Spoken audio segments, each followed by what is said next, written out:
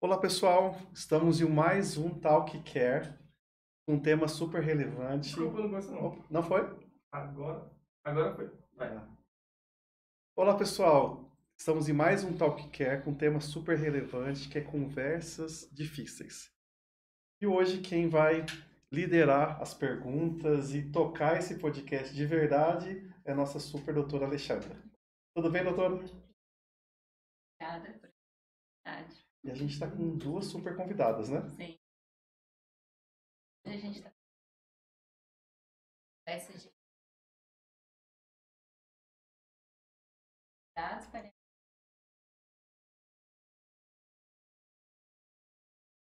a doutora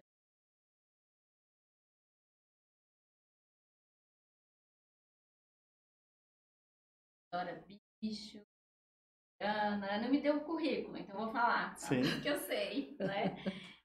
Mas o ponto inicial desse de a gente começar com ela, Ana não me deu o currículo, nossa, eu vou falar, Sim. porque eu sei. Não. Mas o ponto inicial desse pessoas que a gente vai começar com ela. Bem-vinda, doutora Nelise, e Obrigada. com muita honra, minha amiga também. Mas a doutora Érica, então é assim, a velha guarda, né, a jovem guarda, e a Érica também, paliativista, atua, assim, a gente vai falar muito. Eu volto na doutora Nelise, porque além dela ser pioneira, foi a grande da residência dela, muito tempo atrás, com a doutora Ruth. Esse programa eu tive a honra também de dela, né, esse programa, e agora a doutora Érica também, ela também atua, né, no serviço de família, no serviço privado, e também é atual coordenadora da residência médica. Minha amiga também, bem-vinda, Érica. Que honra Pois é. receber essa umidade. Muito legal. Bom, conversas difíceis é um tema que a gente vive no dia a dia, né? Eu trabalho com enfermagem há 20 anos e em algum momento a gente tem que ter uma conversa difícil. Às vezes com o filho, às vezes com o paciente, às vezes com o cuidador. E lidar com isso de uma forma leve, de uma forma com que a família fique confortável, não é uma tarefa muito fácil. E aí eu queria começar a primeira pergunta, a doutora Annelise.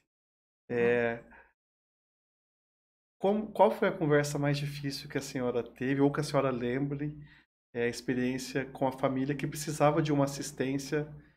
E a senhora pode falar o quanto ela sofreu antes de chegar nos cuidados paliativos, antes de chegar no médico em que entendia todo esse processo?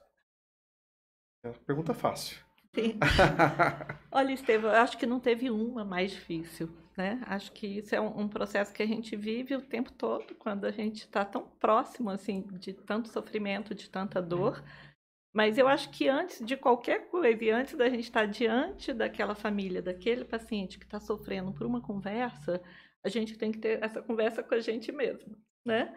Então, porque se a gente não tem ferramentas para lidar com as nossas dores, os nossos sofrimentos, as nossas frustrações, os nossos medos, né, as nossas dificuldades com relação à morte, né, à doença grave, à ameaça da morte, a gente não vai poder estar inteiro e pleno diante do outro. Klober-Roth falava muito isso, né? Uma das pioneiras da tanatologia, que junto com a Cicely Saunders iniciou cuidados paliativos como uma área.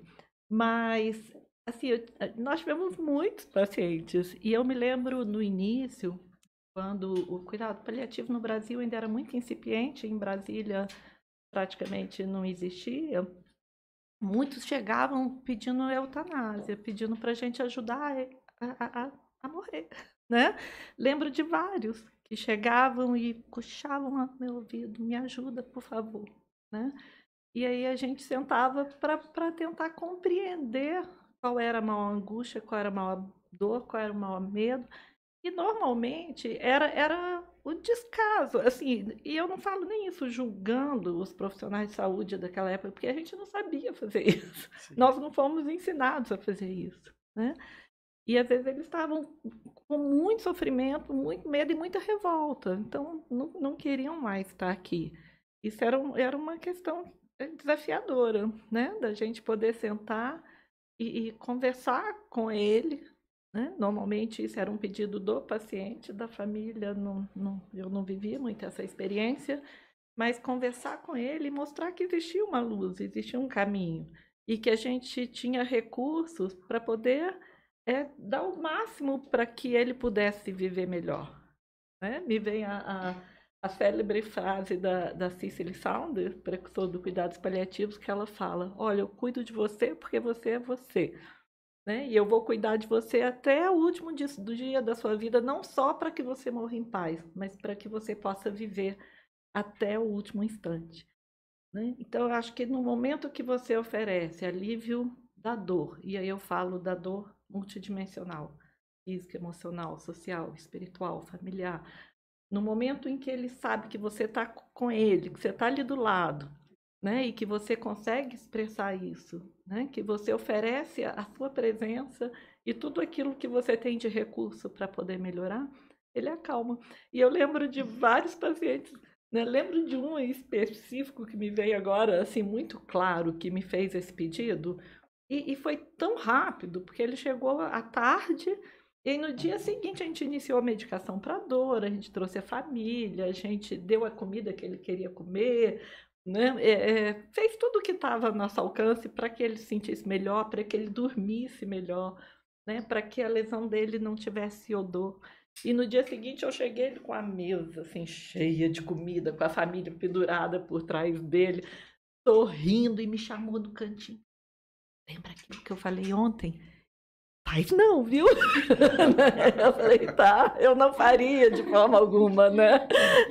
Incrível. Mas todo dia são conversas desafiadoras, mas se você está junto, está presente, oferece a sua presença, sabe, de uma forma com interesse, né, com compromisso, a coisa flui, né? Você está junto, está presente. História eu conheço, né? Eu já ouvi algumas vezes. De uma forma com interesse. Fala, né? Conflito, conversas difíceis. A gente tem a frequência, né, do cuidado, do propósito. E você, Érica, veio à mente alguma história aí muito inspiradora? E a frequência, né, do cuidado? São tantas, né? Que é difícil a gente nomear uma. Eu acho que nosso dia a dia é de conversas de... Não tem como. No cuidado paliativo, a gente sempre fala, um grande pilar é a comunicação, e comunicação de notícias. Mas eu estava aqui refletindo, até com as histórias da Anneli, eu acho que o ponto crucial disso, muito mais do que falar, é escutar. Então, quando você para escutar os valores do paciente, o que é preferência para esse paciente, a conversa vai se tornando até mais fácil. Né? Estar preparado para cuidar desse paciente depois dessa conversa difícil. Então, assim, vem muita coisa à mente, né? Mas me vem um paciente que ele me pediu, assim, suicídio assistido. Foi mais ou menos parecido e me assustou, né? E por trás daquilo tinha tanto sofrimento, né? Tanto sofrimento que você para escutar, entender por que ele está pedindo aquilo. Na verdade, ele quer se livrar do sofrimento, ele não quer a morte. E você parar para ouvir o paciente, eu acho que é o que faz a diferença na nossa prática, sabe? Que legal. Eu fico pensando, refletindo aqui o que acontece quando eu chego em uma casa. Eu pego os filhos, os pacientes e os responsáveis pelo paciente, e eles colocam algumas situações. Meu pai tem que fazer dieta. A glicemia dele está muito alta. Ele não pode comer doce. E às vezes está com um tratamento, um sofrimento. E além de tudo aquilo, né? Ele não pode receber visita. E eu fiquei refletindo o que a senhora falou. Porque isso é quase uma rotina na nossa vivência, né? A família querer de uma forma querendo o bem do paciente. Sim. Suspender todas as visitas, colocar uma dieta restritiva e tudo que o paciente fez durante a vida ele não vai poder fazer mais no momento que ele teria que ter conforto. Então, como que vocês lidam com as famílias? Como vocês orientam as famílias? Eu acho que é uma pergunta que vocês vivenciam isso. Sim. E as famílias que estão nos ouvindo, quais dicas vocês têm? Eu vou perguntar para as duas. Para a família, né? Meu pai está em cuidados paliativos. E talvez eu acho que a gente tem que explicar o que é cuidados paliativos. Então, eu já ia fazer um parênteses, assim, Estevam. Eu acho que a conversa flui tanto, né? Que acho que vale a pena a gente estar na mesma página. Então, eu já ia dar aqui cuidado paliativo. Uma abordagem recomendada pelo Mundial de Saúde, é uma abordagem. Cuida de pessoas que têm doenças que ameaçam e que têm o objetivo de melhorar a qualidade de vida, riscos, a dor, a falta de ar, o enjoo, né? Então, isso é cuidado paliativo. Então, quando a gente está falando aqui, os pacientes, as famílias, né? Podem ser qualquer paciente, família, que tem uma doença, né? Então, grave que ameaça a vida. Então, quando a gente está falando, pode ser um câncer, né? Que geralmente podem ser qualquer paciente, uma doença de alta grave, uma esclerose lateral ameaça. Então, todas essas doenças podem trazer sofrimento para a família. E o cuidado paliativo, ele está indicado a qualquer momento do diagnóstico dessa doença, então, não só numa fase.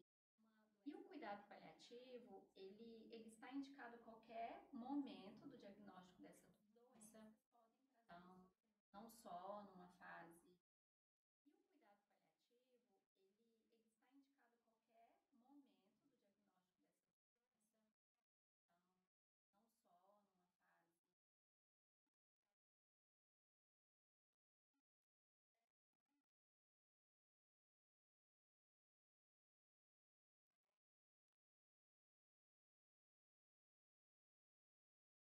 Como a cuidado paliativo fala de espiritual e familiar durante a vida da pessoa após a morte dela, a gente continua em contato com a família, cuidando dessa família, né? Da mesma forma que no início falamos da importância da presença, né? Da comunicação e do estar junto do paciente, a gente também precisa dessa presença e do estar junto. E algumas coisas são muito culturais. Por exemplo, você falou da alimentação. A gente cresce falando que para ficar forte tem que comer muito, tem que ser fortinho. Não, né? Então, o primeiro sentimento que a família tem quando a pessoa não quer comer é que ela está morrendo, que se ela comer, ela não vai morrer. E se ela não comer, ela vai morrer por falta de comida, né? Que a visita pode ser algo ruim, porque vai tumultuar, vai fazer barulho, vai constranger, porque às vezes ela está muito magrinha, tem uma lesão, né? Então, a primeira coisa, e isso não foi ensinado e trabalhado. A gente tem uma cultura no Ocidente de fazer tudo até o último minuto e lutar contra a morte o tempo todo. Óbvio que se a morte pode ser evitada, né, a gente está aí para isso, né? Mas se ela não pode ser evitada mais, é justamente essa mudança de cultura que o cuidados paliativos traz, é o momento de cuidar, de qualidade de vida, de dignidade. E a família tem que compreender isso, né? E para que ela compreenda isso, é roda de conversa, é muita conversa, é ter material, como o que vocês estão propondo a ter também, é escuta, é presença, é trazer informações de qualidade, tanto de forma amorosa, cuidadosa, mas também técnica, científica, mostrar, por exemplo, que o alimento não vai prolongar a vida daquela pessoa, pelo contrário, em muitos casos ela vai piorar, porque ela vai dar constipação, distensão, náusea, vômito, vários outros sintomas e vai piorar a qualidade de vida dessa pessoa, né? Eu acho que educação, escuta, presença, sabe, está sempre permeando, né? Sim. Não é à toa que o tema de hoje é comunicação, né? Está sempre junto. E acolher, gente, a família está sofrendo, né? E uma coisa, assim, que me veio aqui, que é muito importante, que cada um de nós possa deixar bem claro e explícito como você quer que isso aconteça, né? A gente não vai ter tempo para entrar e aprofundar um pouco a questão das diretivas antecipadas, do testamento vital, mas eu tenho o meu prontinho, então eu vou também, poder já comer tá o que eu pronto. quiser, eu vou poder receber as visitas que eu quiser, enquanto eu estiver lúcida, orientada, eu decido, posso inclusive mudar o que está escrito, e quando eu não tiver mais, é o que está escrito, que vale, é o que eu deixei, né? Então, trabalhar isso como algo também cultural, onde a pessoa possa ter a escolha de decidir o que ela quer, como ela quer, né? E deixar isso escrito caso ela não tenha mais consciência e condições de decidir. Tema para o que Próximo. quer, né? Mais um tal A que quer. diretiva. Já estão convidados para mais um. Vamos. E você, Érica? Eu acho que o que a gente precisa considerar como muito importante, vendo o paciente e a família como centro do cuidado, é que essa família muitas vezes tem uma sobrecarga gigantesca, né? Você chega ali, igual você falou, eu cheguei numa casa de uma pessoa que cuida de um pai acamado há 10 anos. Imagina a sobrecarga do cuidado, né, que ela não tem. E a gente precisa ter muita atenção, muito carinho quando a gente lida com isso, né?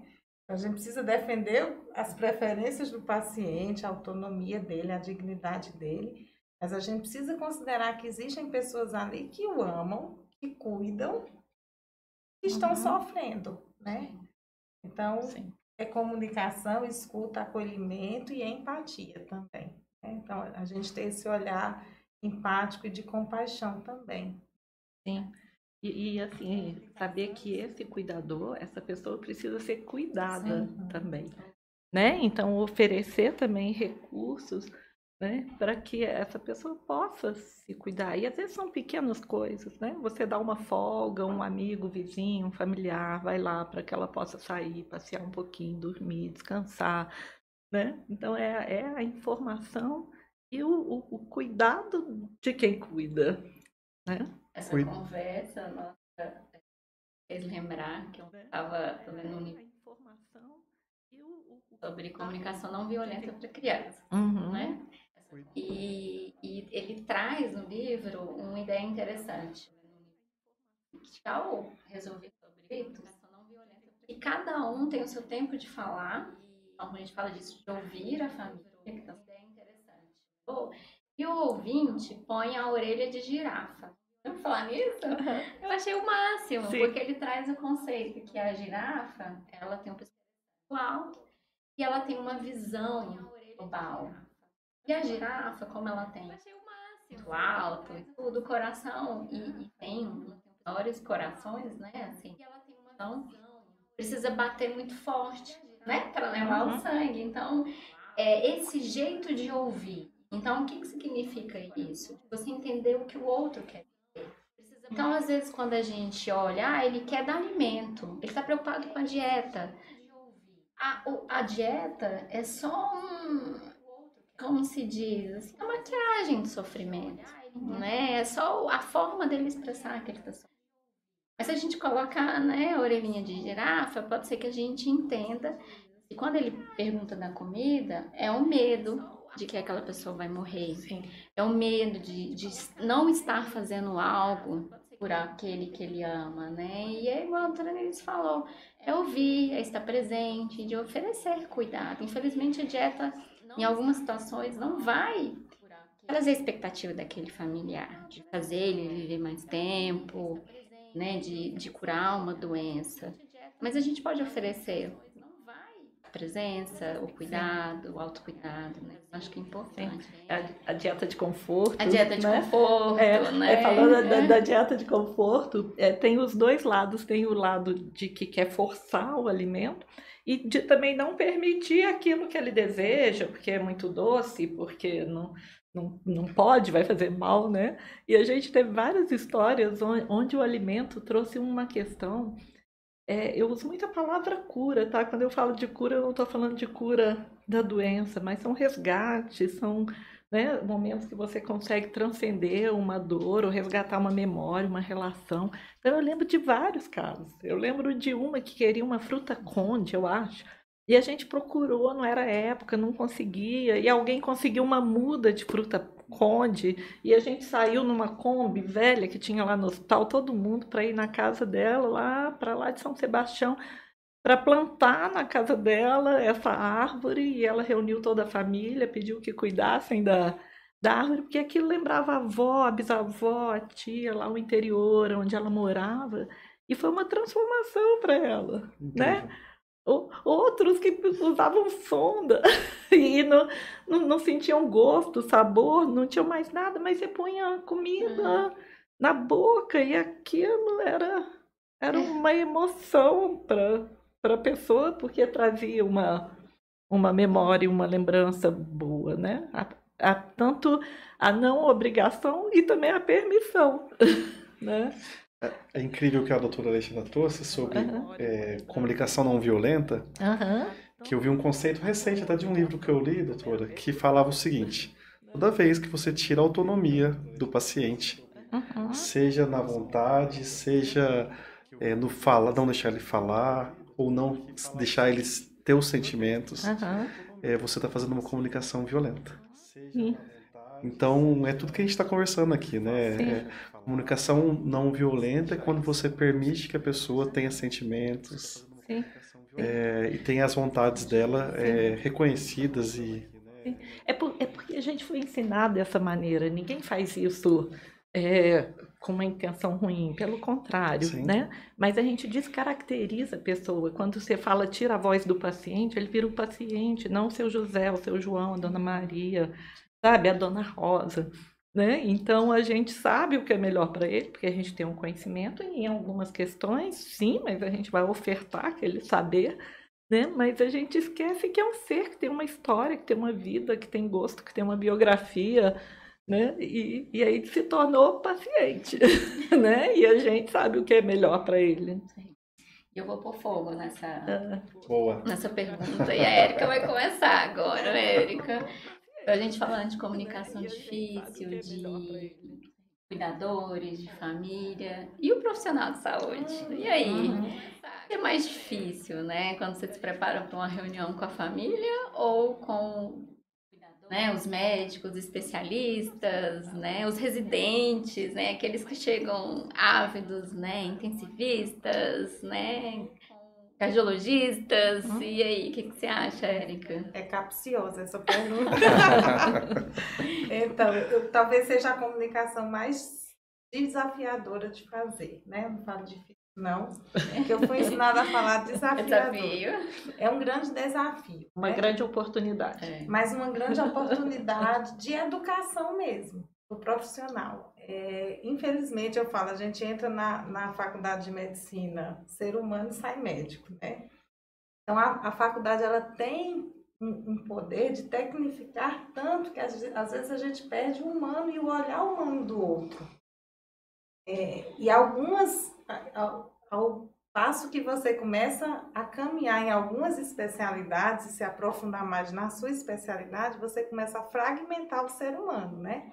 Então, ele é o coração, ele é o olho, ele é o câncer, mas ele não é a pessoa, né? Então, e é muito desafiador você trazer um olhar integral, né? Então, aquela é uma pessoa, ela tem uma família, ela tem uma história de vida, ela tem as preferências de cuidado dela. Então, assim, eu acho que a gente fala sempre de comunicação com a família, empatia com a família, mas a gente precisa ter tudo isso com um profissional de saúde, que é nosso colega, que tem essa formação e que a gente precisa educar para ter um olhar diferente para o paciente, né? Então, eu acho que na nossa especialidade essa é uma das nossas grandes funções. Às vezes a gente não consegue o nosso objetivo do jeito que a gente queria, o cuidado que a gente queria com o paciente, mas a gente começa a ter pequenos avanços com a equipe que cuida, com a equipe da UTI, com o oncologista. E isso vai mudando a história, às vezes, de outras pessoas, né? Que ele vai cuidar. Então, é desafiador, eu acho que com o emergir do cuidado paliativo hoje, né? Que se fala muito que isso tende a ficar cada vez mais desafiador, né? Imagina quando o paciente pede, né? Eu queria ir num paliativista, eu queria ser acompanhado por uma equipe, um profissional. Mas por quê, né? Não está na hora. Você não está na hora, você não vai morrer agora. Então, essa quebra de paradigma, a gente vê muito acontecer atualmente e é um grande desafiador, mas é a oportunidade de educar e de fazer um cuidado diferente. Eu recebo, doutora, sempre indicações assim. Seu pai está se alimentando menos, quantidade menor de alimento, e tem que fazer uma GTT. E aí ele acha que o pai vai ganhar peso, vai melhorar, vai voltar a andar. E a gente sabe que ele vai ter talvez mais um problema, que é mais um procedimento, mais um ósteo para tratar, e por aí vai. E eu acho difícil lidar, e eu queria que vocês falassem sobre isso, lidar com essas indicações. Então, eu acho que é o maior desafio, o meu desafio hoje como cuidador, que eu me considero um cuidador, é colocar para a família as situações que a gente pode dar alimentação mais devagar para o seu pai. Ele vai comer um pouco menos, mas não vai fazer diferença na questão nutricional dele. Então, não, mas o doutor falou que tem que fazer GTT. E aí desmistificar isso é difícil, assim. Eu sei que tem indicações corretas, mas tem muita indicação que eu olho assim e falo, mas o paciente ainda está se alimentando. Sim. E eu acho, Estevam, a gente aprende isso na universidade, né? Essa é uma questão. E quando eu falo gente, eu estou falando de todas as áreas, né? Porque a gente tem que lembrar que cuidados paliativos é interdisciplinar, é um olhar multidimensional. E não tem um mais importante que o outro, Sim. Né? Porque ainda tem, principalmente na nossa classe médica, aquela questão de que a gente prescreve, a gente indica e é isso que tem que ser feito. Sim. Então, acho que um grande desafio para isso que você está trazendo e complementando o que a Érica trouxe, é esse olhar interdisciplinar da equipe junto, né? Porque quando você tem um enfermeiro, um assistente social, um psicólogo, um nutricionista, um capelão, uma fono, um fisioterapeuta, um médico, o técnico de enfermagem, todo mundo junto, tá? Cada um trazendo o seu olhar, lógico que respeitando um espaço, que é um espaço de saber que cada profissional traz, porque estudou, fez um curso superior para isso, mas ao mesmo tempo trabalhando isso junto, dentro de uma perspectiva junto, sabe? De repente o psicólogo vai trazer que aquele paciente, sim, para ele é importante uma GTT, mesmo uma gastrostomia, mesmo que a gente ache que não tem mais indicação. E a gente vai tentar conversar com esse paciente, trazer o conhecimento, trazer a literatura, trazer a experiência e mostrar que não tem, mas esse olhar de todos juntos, né, para poder estar com essa família, com esse paciente e com a equipe, né, é muito importante. A interdisciplinaridade não é uma coisa fácil, porque embora cada um tenha um saber específico, a gente se embola, né? Todo mundo entra um pouco. Tem um momento que alguém dá uma opinião e você não sabe nem qual é a área dela. Nossa, você está falando de uma coisa tão relacionada à nutrição, mas você é psicóloga, entendeu? E a psicóloga, isso faz parte, né? Respeitando, claro, o saber de cada um. Né? Então, eu acho que esse trabalho da equipe junto com o paciente, junto com a família, em questões como essa que você trouxe, é fundamental. Que é uma conversa muito difícil, né? É desafiadora. É oportunidade, né? Porque, às vezes, é o psicólogo que vai fazer esse trabalho, às vezes é o capelão, às vezes sabe, que vai ter uma importância maior naquele momento. Né? Eu acho que é uma evolução. E aquela pessoa que como a doutora Denise falou em algum momento, ela ofereceu o melhor que ela tem, Sim. o conhecimento que ela tem. Com certeza ela, eu vou causar mal, né? Uhum. Então, são conversas. Primeiro é conversar. Eu acho que orelhinha de girafa, conversar, ligar para o médico que indicou, né? E tentar chegar num consenso. E o paciente no centro do cuidado, sem Sim. ego. Eu não sou mais importante, minha opinião não é mais importante. O familiar é importante, do médico que indicou, do técnico de enfermagem, da cuidadora, todo mundo ouvindo pelo bem do paciente. Às vezes é a copeira que está lá levando a comida toda hora, que vai trazer uma informação e uma percepção que vai ajudar a gente a compreender aquele processo e o porquê. E o momento. Né? Eu tenho uma pergunta que acho que tem muita gente que, né, eu estou aproveitando, porque muita gente não trabalhou do lado, né, da doutora Nelise, a gente viu isso tudo. E aí, profissional de saúde pode chorar? Claro, o profissional de saúde é humano, é gente, né? Tem uma amiga que só dizia para não chorar mais que o paciente, não chorar mais que ele. Eu acho que a gente está junto no processo o tempo todo.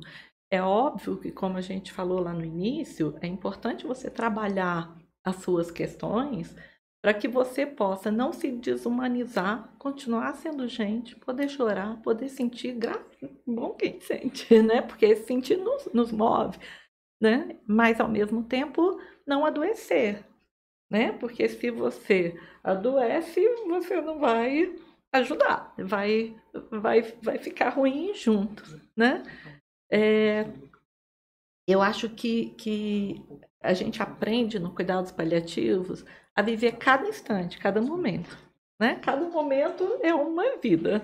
Eu lembro de um autor que eu gosto muito, o Jean-Yves, que ele fala que a gente nasce, existe, morre em cada respiração para nascer de novo. E eu lembro, assim, quando a Xanda fala isso, da vivência no dia a dia no hospital de apoio, muitas vezes a gente estava do lado de alguém que estava morrendo, da família, você estava ali do lado, você chorava junto, você segurava a mão junto, e estava ali. E daí 1 hora, 2, você estava celebrando o aniversário de outro, cantando parabéns, rindo, brincando, e aí quem olha fala, é doida? Ou está fingindo? Não, aquele momento era um momento de tristeza, e que a gente pode se permitir sentir. No outro era um momento de celebração, né? Então, pode tudo. E os residentes, Érica? Eu estava pensando aqui, porque às vezes chegam os alunos, né? A gente tem um ambiente de ensino, né? E os alunos chegam e falam assim, mas da área de saúde a gente não pode chorar, se envolver com o paciente, né? Porque senão... E você é ensinado a isso, né? Eu não posso me envolver, tem uma linha que eu não posso passar. Você vai ficar depressivo, e aí você vai ficar doente. E aí você não tem perfil para a área de saúde se você for assim, né? E aí a gente fala isso, não, aqui é permitido viver, chorar, porque nós somos humanos, né? Nós somos seres humanos cuidando de seres humanos, a gente nunca pode esquecer disso, né? Isso é nossa essência. Então a gente... é saudável até certo ponto. E aí isso da gente precisar se preparar, estudar, ter autoconhecimento. Mas a gente não pode perder o humano que existe em nós, né? Não pode virar máquina, robô, né? Então, precisa até ter atenção a isso, né? E cabe a nós, que somos educadores também, ter esse olhar para o aluno, para o residente, para o estudante, para o interno, porque ele precisa viver essas emoções também, que faz parte, né? Como a gente aprende? A gente teve uma residente, a Alexandra vai lembrar, que ela falava, os pacientes me curam. Ela chorava todos os dias, e ela falava, os pacientes me curam, né? Eles trazem as curas dos meus sofrimentos, né? Dos meus sofrimentos espirituais, emocionais. E olha só que lindo isso, né? Incrível. Eu acho que quando isso passa a ser um fator de adoecimento, você tem que ter um olhar mais profundo, mais cuidadoso. Mas eu acho que cada um de nós, e quem não tem, é importante buscar recursos, né, que te ajudem a trabalhar. Seja uma terapia, seja uma busca espiritual, religiosa, seja o contato com a natureza, seja a sua meditação, seu contato com os animais, seja o que for, mas cada um, né, pode buscar uma forma que te auxilie, uma ferramenta que te auxilie a trabalhar isso. E é maravilhoso. Muita gente, desde o início, eu lembro que me perguntava, você não fica muito deprimida? Até porque me via chorando muitas vezes, né? A Alexandra já foi minha chefe, tá? E ela ficava brava quando ela era minha chefe. Quando eu era chefe, podia, né? Mas quando era ela, porque ia lá, beijava os pacientes, alisava, chorava, ria, né? Abraçava, me filmou, me deitava na ameaçou, mandar para o secretário, sabe? Mas é o contrário, porque a partir do momento que a gente pode ser humano com humano, a partir do momento que a gente pode viver as nossas experiências emocionais, que a gente se depara com a fugacidade da vida, como a vida é um instante e a gente está ali no aqui, no agora, a nossa vida fica muito melhor, né? O pessoal, você não fica deprimido, não, cada dia eu sou mais feliz, né? Cada dia, mesmo chorando, mesmo acompanhando o sofrimento, cada dia eu sou mais feliz no sentido de ser mais plena, estar mais presente na vida. E eles falando assim, no sentido de ser mais esse plena, estar cuidar, mais estar presente. presente Eu acho que na vida. como cuidado paliativo, por definição, é interdisciplinar, isso é uma grande vantagem, né? Então, muitas vezes a gente se apoia na equipe. Então, eu me lembro de várias vezes que eu identifiquei que foi, às vezes acontece, né? De um paciente você acabar estando mais próximo, às vezes se identificar de alguma forma e entender o que causou em você e falar, olha, ou, né, alguém da equipe falar, você tá bem hoje? Tá tudo bem? Você precisa de algo? Então, estar junto, né, dando a mão um ao outro, isso faz muita diferença. Sim, e às vezes até delegar, né? Ou assim, ó, hoje eu não estou muito bem, eu preciso mais ficar quietinho, o outro não, eu assumo, né?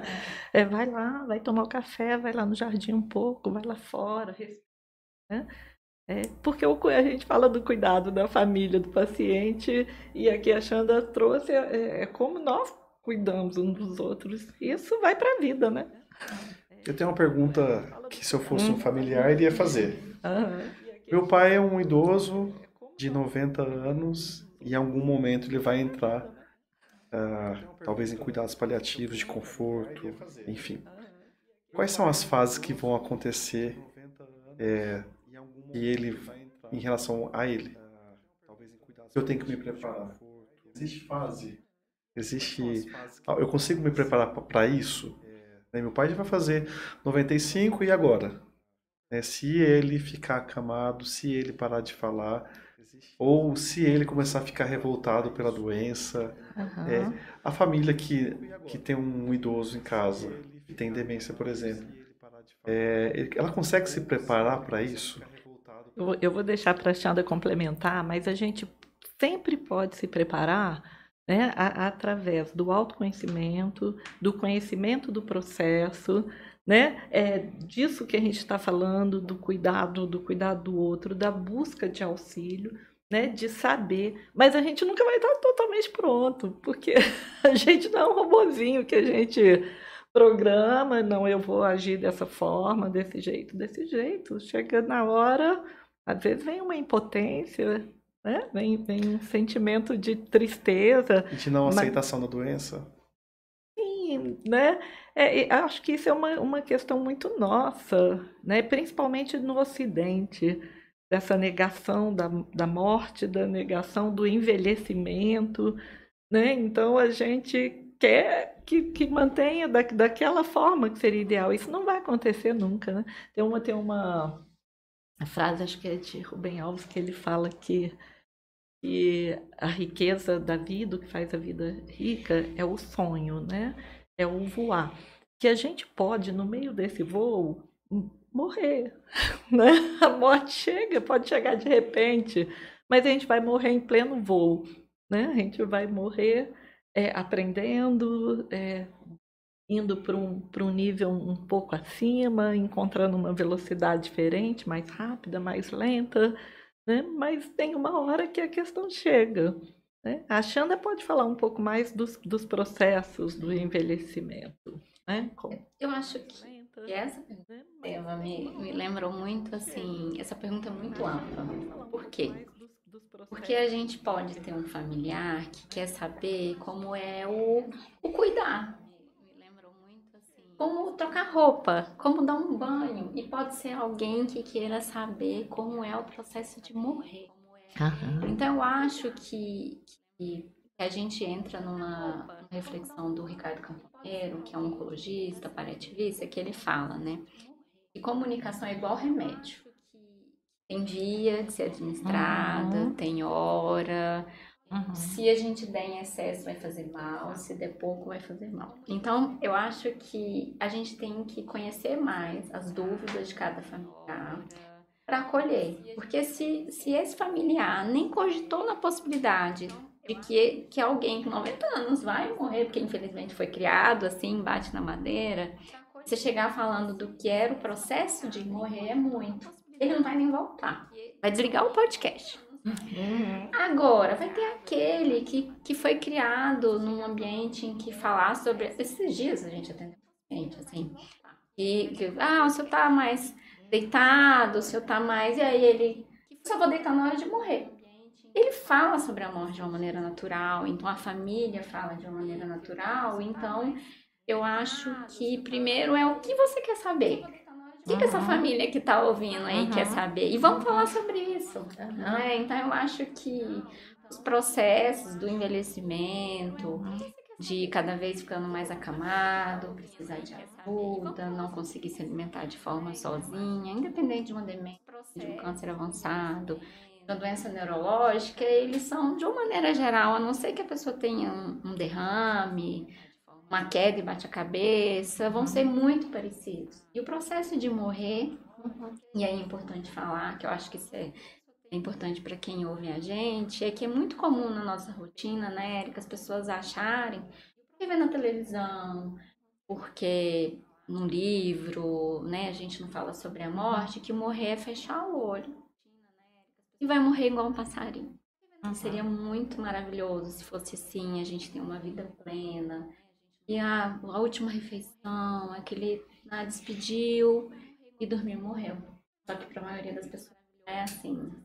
Eu acho que falar sobre isso, que existe um processo, assim como tem o processo de nascer, tem o processo de morrer, né? Em que falar, conhecer sobre isso pode ajudar. O sofrimento vai existir. Eu tenho uma teoria mais atual que eu falo que eu acho que o sofrimento é igual ao digital. Cada um tem o seu. Então, eu acho que primeiro é entender o outro, o que ele quer saber, o que ele quer entender. Existem muitas informações, a gente pode fazer um podcast até sobre o morrer mesmo, para aquele que quer ouvir sobre isso, ou alguém como cuidar, né, Érica? O que você acha? E aí, Xanda, quando você traz da dose muito alta ou da dose muito baixa na comunicação, acho que você deixou isso claro, mas só para reforçar, essa dose muito alta e muito baixa é individual, né? Não existe a superdose ou a subdose, é para cada um. E para cada um em cada momento. E às vezes a pessoa está num passo. Sim. E ela soube que ela pode falar sobre aquilo, ela sobe no degrau. Sim. O importante é estar presente, para na hora que a pessoa tiver uma dúvida, receber as respostas. Eu lembro no hospital, às vezes a gente... eu fazia muito uma pergunta aberta, assim, como o senhor está? O senhor tem alguma pergunta? O que o senhor quer saber? Porque eu ia acompanhando, né, qual era a necessidade de conhecimento dele naquela hora. Ele às vezes perguntava, minha doença tem cura? Fazia uma pergunta, né, bem direta. Às vezes não. E aí ele ia até um ponto, o senhor quer saber mais alguma coisa? Não, hoje não, tá bom. Sabe? Eu lembro de um paciente hoje não, amanhã. Ou fala com a minha filha. Então, é respeitar, sim, né? Porque a gente aprende, e né, isso é maravilhoso, é correto, que você tem que ser verdadeiro, o paciente tem o direito de saber a verdade, é real, eu acredito nisso, mas ele tem também o direito de não saber quando ele não quiser saber, de ele colocar o limite dele, né? Que pode mudar de um dia para o outro, de uma hora para outra. Uma pergunta sobre, para a gente responder para os cuidadores. Quando fala de cuidados paliativos para cuidador, eles assustam bastante também. E aí eu costumo explicar sobre o momento de aquecer o paciente, de não deixar ele com dor, de não deixar ele ofegante. Que isso sim é cuidados paliativos, né? Confortar a família, deixar todo mundo confortável. Mas existe uma angústia dos cuidadores, né? Quando o paciente começa com sintomas, geralmente todo mundo quer chamar o SAMU, quer chamar a ambulância, quer ligar para o médico de emergência. E como cuidador tem que estar preparado para esse momento? Eu acho que é uma pergunta que é para a gente orientar as pessoas sobre isso, né? Eu acho que é capacitação, é ensino, né? E cuidado, né? E compreender também o limite daquele cuidador. Às vezes o perfil dele é o outro, ele vai estar melhor no outro local, né? Porque vai gerar muito sofrimento. Ele não está pronto ainda, pelo menos. Mas eu acho que o conhecimento é maravilhoso. Quando você abre rodas de conversa, você abre espaços, você oferece, né, momentos de formação, de ensino, de capacitação. E aí, quando eu falo isso, não é só técnica, teórica, científica, mas convivências com espaços de fala e de escuta para esses cuidadores também. Eu acho que a gente consegue dar alguns passos. Quando a gente fala assim, comunicação, acho que isso vem mudando, mas é entender que não existe uma linha que separa. Aqui não é cuidado paliativo, a partir daqui é cuidado paliativo, né? Isso não existe. Então, assim, isso vem mudando, mas isso é importante a gente deixar muito claro para todo mundo, inclusive para as famílias. Então, quando a gente fala do conceito, né? Qualquer doença ameaçadora à vida. E aí o exemplo que o Estevão deu de uma demência, a demência ao diagnóstico. Então, se ao diagnóstico eu começo a conversar com o meu paciente, com a família, e vou nessa comunicação aí, nessas doses, progredindo, provavelmente quando chegar nessa fase, isso vai ser muito mais tranquilo. Agora, se eu sou chamado para conversar com essa família, nessa fase, depois de ter passado, e às vezes eles dizem, nossa, mas... E a gente escuta muito isso, é muito mais comum do que a gente imagina. Mas ele vai morrer de demência? Demência não é só da cabeça, não é só perder a memória, né?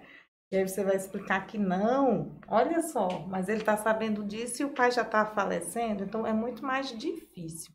Então, quando a gente muda a cultura de uma sociedade inteira, para entender que cuidado paliativo não é apenas cuidado de fim de vida, cuidado de morte, a gente começa a ter melhor qualidade no próprio cuidado de morte, porque a gente começa cada vez mais cedo.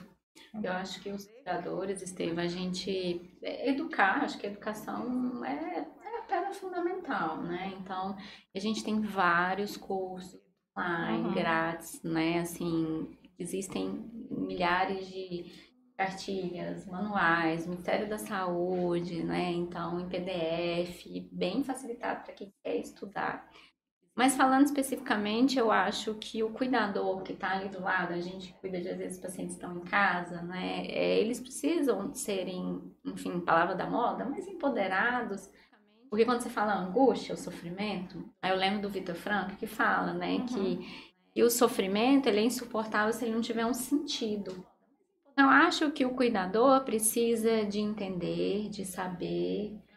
Ele tem que ter um espaço de perguntas, porque às vezes ele está sofrendo, porque ele a gente vai morrer, né? Às vezes no fim da vida mesmo, falando assim, a família entende, estamos todos aqui cuidando, né? Faz parte da vida. E quando não estiver indicado medir a saturação, por exemplo, né? Que ele entenda que ele pode, entendendo as vontades, as preferências daquele paciente, ajudar ele a usar uma meia nos pés, colocar uma música que o paciente gostava ou não, permitir ou não que o pet esteja por perto, porque por mais que eles não tenham tido preparo, eles são os profissionais de saúde ali na casa da família, né? É o que está mais perto, então é importante trabalhar e educar para poder trazer para a família também. Existe cuidador que ele está na casa há 7 anos. Sim. Às vezes o filho que cuida tá lá há 10 anos cuidando. E ele não teve essa educação. Sim. E aí, quando a gente fala assim, a gente pode trocar o cuidador, às vezes isso não é possível. Talvez numa empresa seja, mas na comunidade em geral não é. Sim. E aí a gente tem que realmente preparar essa família para isso. A família, a rede de apoio da família, os amigos, os vizinhos, as Sim. pessoas que estão vivenciando. Você deu esse exemplo, né, do cuidador que está ali, quer chamar o UTI Vida. Eu vivi isso, eu paliativismo, vivi isso com minha mãe. Né? Minha mãe foi uma pessoa que lidava de forma muito fácil com a possibilidade da morte. Depois de um prognóstico de um ano de vida, ela viveu 13, 14, vivendo plenamente cada momento e se preparando para a morte a cada dia de uma forma muito em paz, muito tranquila. E ela não quis ir para o hospital, ficou em casa, eu e minha filha de 10 anos cuidando, né? E nos últimos 3 dias, ela ligou para o crematório, assinou os documentos, ela ajeitou tudo, ela cuidou de tudo. E nos últimos 2, 3 dias eu pedi auxílio de uma empresa de home care, porque ela não levantava mais, estava muito pesada, então eu ia dar banho, às vezes eu achava que não estava bem, eu né, solicitei. E foi muito difícil, Sim. porque eu tinha que cuidar da cuidadora, e aconteceu justamente isso. Eu lembro que eu tirei a cuidadora do quarto, que eu sabia que a mãe estava indo naquela noite, na madrugada. Ela surtou, ela queria ligar para o UTI Vida, ela começou a gritar comigo: você quer matar sua mãe? Eu falei: não, ela está morrendo, né? E eu cuidei dessa moça depois que minha mãe morreu. Eu tive um contato de 2 dias com ela, porque ela me ligou chorando, que estava se sentindo culpada por não ter acionado a UTI Vida, porque eu não permiti. Não. E ela chegou a ir lá em casa algumas vezes, assim, para falar, desabafar, né? E por acaso eu era paliativista, vivia isso na minha vida, assim, li, estudava, isso não elimina dor, sofrimento também, né? Mas isso é muito comum, eu acho que ainda, né? Então, o que você trouxe é muito importante. A gente tem uma pergunta aqui dos nossos convidados de hoje, né? Tá. Que é sobre isso. Acho que vocês podem responder, doutora Eri. E quando a família que se recusa à aceitação, tanto no hospital quanto em casa, né? Que querem que a gente faça tudo pela paciente, quer que entuba, quer que coloca noradrenalina. Por isso é importante o que a gente falou lá no início do testamento vital, né? Porque a vontade é da pessoa, ela é dona da vida dela, né? Então o desejo é dela, ela tem autonomia e isso é dignidade, né? Se eu não quero e me obrigam a fazer algo, né? Isso não é digno. É uma violência feita às vezes com amor, com a vontade de fazer o melhor, sem essa intenção. Mas é uma violência, né, contra o paciente. Sim, porque se ele não quer de forma alguma, enquanto ele estiver lúcido e puder responder, ele vai levantar o dedinho e vai falar o que quer e o que não quer. É muito comum, né, Eric e Xanda, assim, as famílias pedirem: não fala isso para ele, faz isso. E a coisa da conspiração do silêncio, que é outro tema para outro podcast, mas enquanto ele estiver lúcido, ele decide. E se ele não estiver e tiver expressado a vontade dele através de um documento, que seria o testamento vital, ou dito isso para a equipe que registra em prontuário, a vontade dele predomina. Essa pergunta é bem legal, né? Porque eu acho que é uma das conversas mais difíceis que a gente tem com a família, às vezes com a própria equipe de saúde, né? A gente precisa primeiro entender o que é que tem por trás desse tudo, né? Quando a família fala: eu quero que faça tudo, né? O que é que tem por trás desse tudo? Porque eu estava aqui refletindo quando a Xanda fala: a gente precisa empoderar a família e o cuidador. Mas quando chega nesta fase, existe um sentimento de impotência da família e do cuidador. Exatamente. Eu não posso reverter isso aqui. Então, hoje, existem os valores e preferências da família que precisam estar ligados à técnica, o que é hoje indicado tecnicamente e o que não é. Então, hoje, prolongar a vida a qualquer custo em uma situação irreversível, é antiético, né? O que a gente chama de distanásia, que dá outro podcast. Então, como que a gente explica isso para a família? A gente precisa ter habilidade de comunicação e empatia. E aí, eu vivi agora, recentemente, meu sogro faleceu tem 2 meses, e eu cuidei dele em casa, com uma família de muitos filhos, médico, dentista, né? Muita gente da área da saúde, fisioterapeuta. E nós decidimos, né, em uma conversa, que ele iria ser cuidado em casa e que não iria para a UTI, não iria fazer diálise, era uma insuficiência renal crônica. Mas que na hora que foi acontecendo, a minha cunhada me ligou desesperadamente e disse: eu mudei de ideia. Eu quero que leve para o hospital, eu quero que faça diálise, eu quero que faça... E aí, assim, eu disse: meu Deus... Chama a paliativista! Cadê a paliativista? E aquilo era sofrimento, né? E ela conseguiu nomear isso, era a sensação de impotência. Por que ela queria aquilo? Porque ela queria fazer alguma coisa para mudar, né? Então, o que é que eu fiz? Ouvi, acolhi, mostrei que não existia indicação técnica para isso, que aquilo iria trazer mais sofrimento e no final ficou tudo bem, ele faleceu em casa, né? E depois ela até disse: nossa, eu nunca vi uma morte tão linda como foi a do meu pai, né? Mas ela naquela hora titubeou. Então faz parte, são as flutuações, né? Sim, sim. Mas é conhecimento técnico, acolhimento, empatia. Isso a gente precisa ponderar. A Erika trouxe, assim, que, né, os médicos, né, eles devem seguir o Código de Ética Médico, né? O Código de Ética Médico fala que é vedado, né, a gente indicar medidas que mostram que não tem benefício, né? Mas, meninas, a gente tá falando muito e hoje é um podcast, né? Mas, e aí, o que é testamento vital, né? Diretivas antecipadas de vontade. Explica para quem não sabe o que é.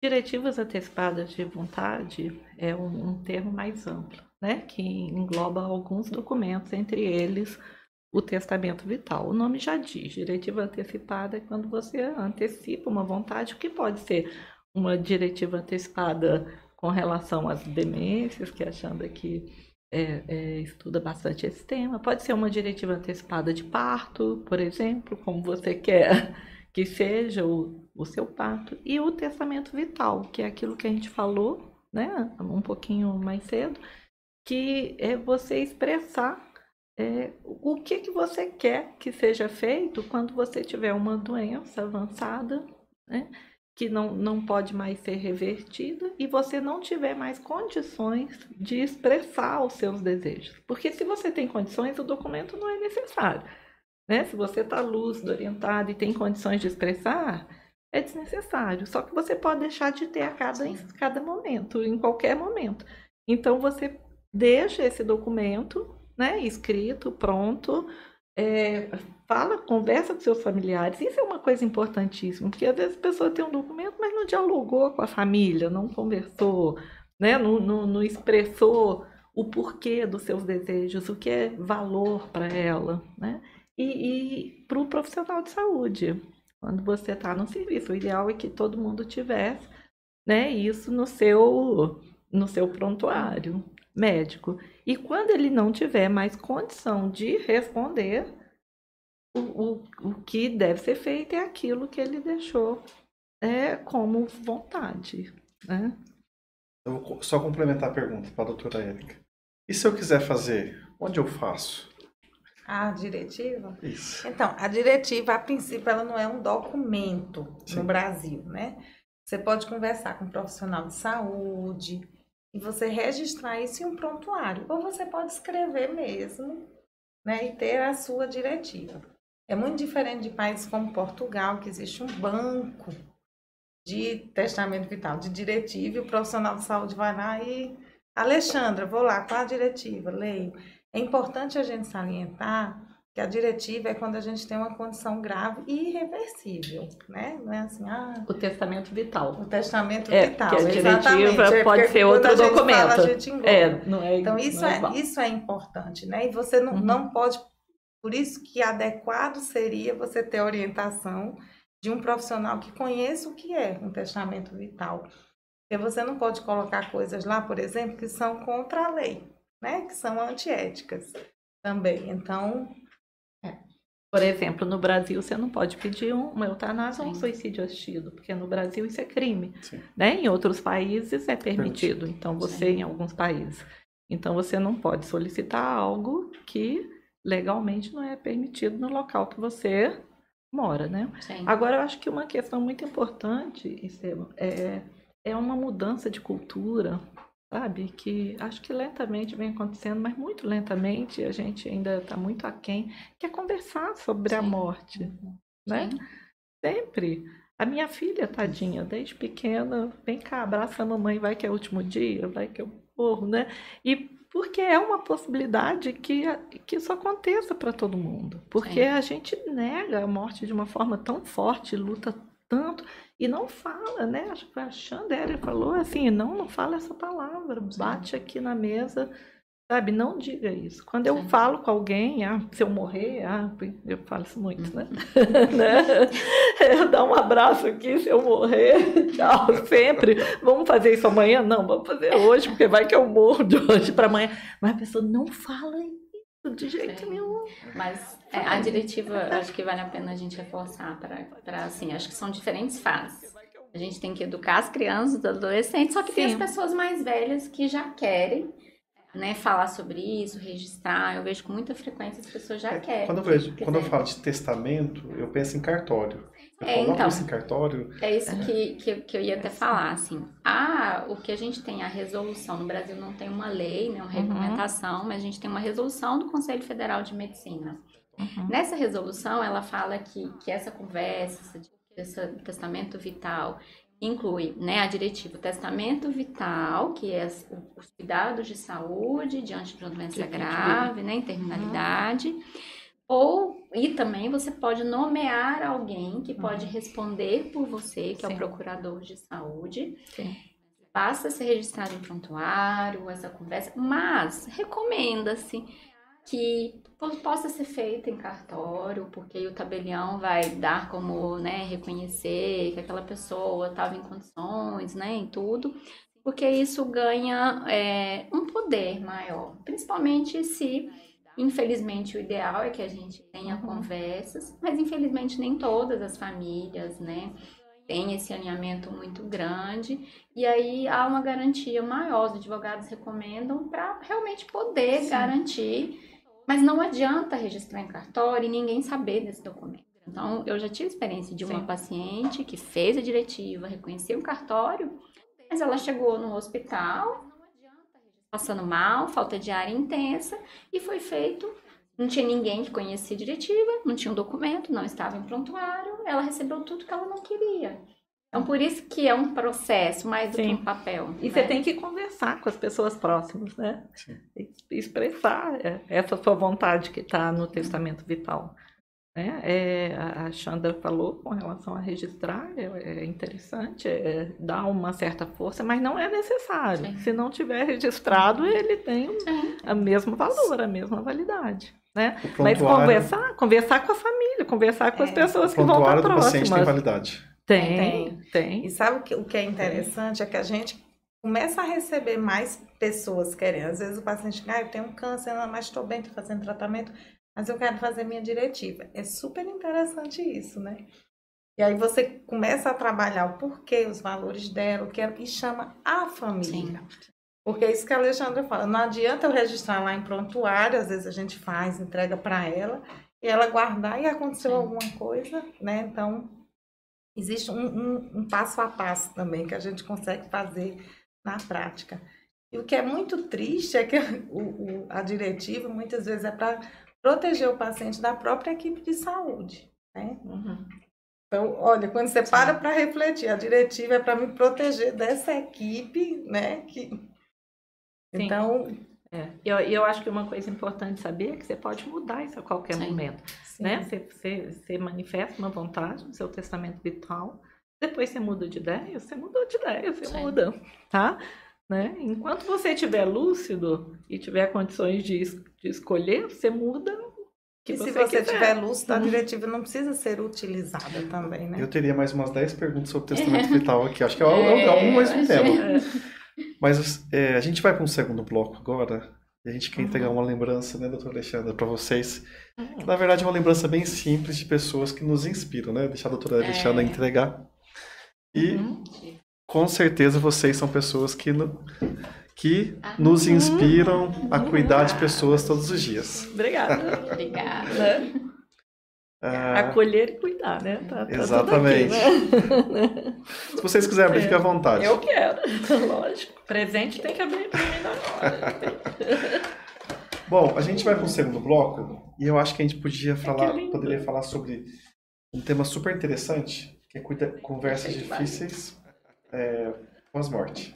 Então, eu já acho que a gente começou falando de conceito e lembrar que a gente cuida durante a doença e no luto, né? Então, eu acho que a gente precisa falar. Ok, então vamos... vocês aceitam mais um café? Eu aceito. Café nunca é mal. Eu aceito. Café para a turma do apoio. É vital. Pode. A gente vai dar um intervalo de 2 minutinhos só. Tá no Café, intervalo? quem tá no banheiro. E aí? E aí, hein, Estevam? O que é que você Eu adorei. O Steven não queria não, você pergunta e ele empolgou, tá vendo, né? Eu falo.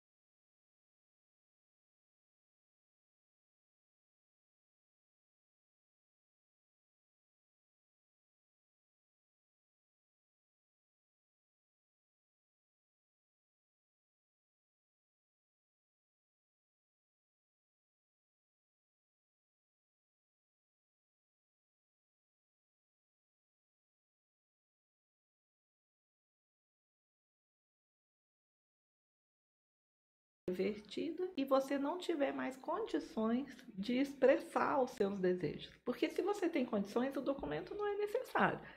Né? Se você está lúcido, orientado e tem condições de expressar, é desnecessário. Só que você pode deixar de ter em cada momento, em qualquer momento.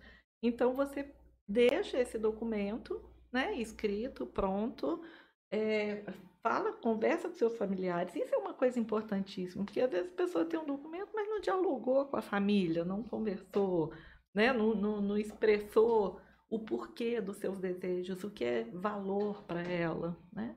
E para o profissional de saúde, quando você está no serviço, o ideal é que todo mundo tivesse, né, isso no seu prontuário médico. E quando ele não tiver mais condição de responder, o que deve ser feito é aquilo que ele deixou como vontade. Né? Eu vou só complementar a pergunta para a doutora Érica. E se eu quiser fazer, onde eu faço? A diretiva? Isso. Então, a diretiva, a princípio, ela não é um documento. E se eu quiser fazer, onde eu faço? A diretiva? Isso. Então, a diretiva, a princípio.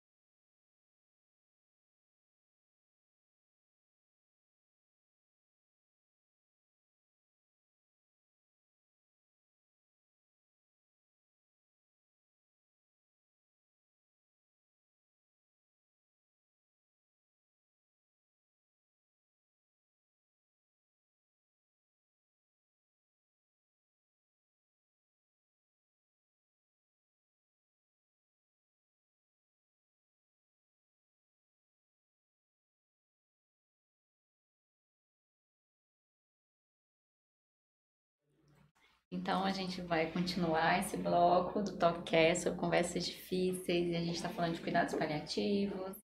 E quando a gente fala de cuidado paliativo, a gente cuida das pessoas que têm doenças graves, que estão em sofrimento, suas famílias. E a gente cuida do luto. Quando a gente fala de cuidado paliativo, infelizmente, cuidados paliativos é para todas as pessoas, a qualquer momento de uma doença ameaçadora. Infelizmente, muitas, vêm a falecer, morrem. E a gente precisa cuidar, E que vocês conseguem trazer pra gente memórias de pontos importantes do luto, Érica? Você que tem experiência. A gente cuida dos que ficam, né? Assim, a gente às vezes negligencia muito esse cuidado, né? A gente acha que faleceu, pronto, acabou o nosso cuidado ali, a família, e na verdade não. E até nos gráficos, né, de cuidado paliativo, mostra ali o cuidado, precisa continuar com o luto. Eu acho que primeiro a gente precisa diferenciar o que é um luto, né, natural, normal, esperado, e o que é um luto que pode ser prolongado, complicado. E pode ser patológico? Exatamente, pode ser patológico, né? Então a gente precisa diferenciar. O luto é natural, viver o luto, né? Então, assim, a quebra do vínculo com uma pessoa que você ama, né? É natural. Então, os autores falam, de 6 meses a 1 ano, você ficar triste, você ficar lembrando, você, né? Pode ser natural, mas depois você continua a sua rotina. É claro que você nunca vai esquecer, né? Não é que você esquece, mas você consegue voltar à sua rotina da sua vida. Mas se isso se prolonga, ou se isso começa a ter muito impacto na sua qualidade de vida, depois que meu pai morreu, eu não consigo mais trabalhar, eu não consigo mais comer direito, eu não consigo cuidar do meu filho, eu não consigo, você precisa ficar alerta para isso, né? Então, a visão do profissional de saúde, o ideal é que a abordagem do luto seja em equipe, né? E nessa equipe, preferencialmente, a gente tem uma psicóloga, porque tem esse olhar diferenciado. Então, esse seguir acompanhar essa família é muito importante para a gente conseguir até diferenciar. É um luto patológico, né, que hoje a gente chama prolongado, complicado, do que é um luto esperado, né? Porque viver o luto, viver a tristeza é natural, mas até quando? Então, aí é que está essa expertise do profissional que faz esse cuidado do luto no cuidado paliativo, né? Que é isso que a gente está falando. Então, a gente lá no Hospital de Apoio, a gente tem um serviço de acompanhamento, né, do luto, a gente recebe os familiares depois que o paciente falece, principalmente aqueles que durante a internação a gente percebeu que tinham alguns fatores de risco para ter um luto complicado e a gente recebe e acompanha, né? E muitos são graves mesmo, né? Os estudos até mostram que quando você cuida do luto, você evita internações, você evita complicações, AVC, infarto. Isso é super... Abstenção ao trabalho, né? Abstenção ao trabalho, então isso é super importante. E a gente identifica mesmo até lutos graves, né? Com risco de autoextermínio. A gente está falando de um assunto sério, né? Denso, assim. Eu tive uma experiência, eu até comentei com a doutora Alexandra, que meu pai entrou em cuidados paliativos. E a história dele, eu não sei se é muito comum. 63 anos, nunca sentiu nenhuma dor de cabeça, de repente eu vou para São Paulo, passo o final de semana com ele. Quando eu chego em Brasília, no outro dia meu pai me ligou, tô sentindo mal-estar. Aí eu falei, qual mal-estar? O meu estômago, acho que o churrasco que a gente comeu ontem não fez muito bem. Eu dei atenção. Falei, então vai no médico, né? Tinha um médico que atendia, que ele conhecia. E aí o médico, ele mandou o meu pai me procurar novamente e falou assim, eu acho que o seu pai vai ter melhor assistência em Brasília. Mas meu pai estava em São Paulo, do lado da Unicamp, do lado dos maiores centros ali do país. E eu achei aquilo muito estranho, mas ok, meu pai chegou. A primeira notícia que eu tive, eu falo que isso é muito impactante assim, para a família, porque eu vivi isso. Eu mandei o meu pai para uma colega médica e ela fazia colono, ela tinha vaga, mandei.